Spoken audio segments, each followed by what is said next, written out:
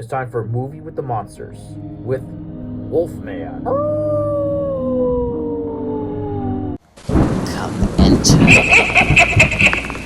the Den of Monsters. What's up, guys? Welcome to the Den of Monsters. I'm your host, Lifer Strong Dragon. So, as I mentioned before, it's time for Movie with the Monsters, and we're going to talk about Wolfman with Christopher Abbott through Blumhouse. Same guys who brought Megan, Insidious, and The Conjuring. Now, before getting into it, I must warn you, spoiler alert. Spoiler in 3, 2, 1. Alright, time's up. First impression of the movie starts out slow. Situations like that, I would expect some suspense, but in my perspective, I didn't see anything worth mentioning. The main character, Blake, at a young age, on a hunting trip with his father, who's teaching him survival tips, and secretly something bigger for the road ahead. So as we go to the movie, we don't see the Wolfman fully. Minus the suspenseful moments, I thought the movie was more psychological than anything.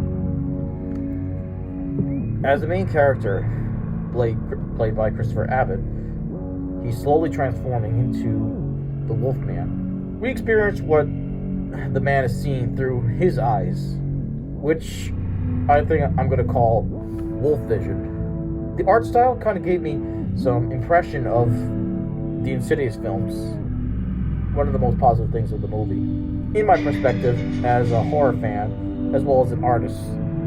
But I'm mildly disappointed about the designs for the Wolfman. Minus having the traditional fangs, expected a lot more. There's very little fur and more flesh.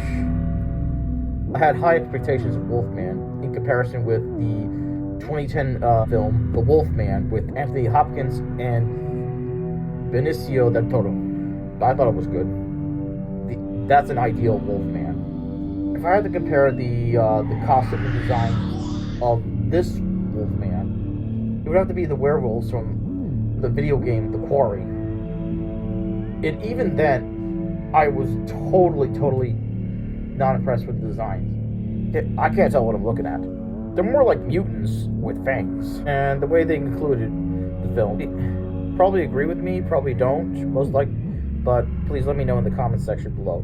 The ending, they could have had the mother, Charlotte, played by Julia Garner, as she and her daughter returned to the city. She could write her book on her traumatic experience after mentioning in the beginning of the film that she was having trouble with her book, while trying to reconnect with her family in the process. That's big maybe. Another thing about the film, I thought it was predictable that the protagonist's father, the one who taught him how to hunt and everything, the one person that he's most afraid of, I knew right away, straight off the bat, that he was the Wolfman. We're in the middle of the film where Blake receives a letter where the state of Oregon, after being missing for so long, his father was pronounced deceased. Plus his father's was lost to hunt down the Wolfman. Overall with the film, mildly predictable. Wasn't too crazy about how they did the makeup and costumes for the Wolfman. I felt like that could have been improved on a little bit. That's just me. Let me know in the comment section below. Did you see the movie? Did you like it? And do you agree? That's all I got for today. For this week's episode of Movie with the Monsters. I want to thank you guys for joining me. Be sure to leave this video a like, subscribe, comment, and as always, stay tuned and stay metal. And I'll see you in the next video.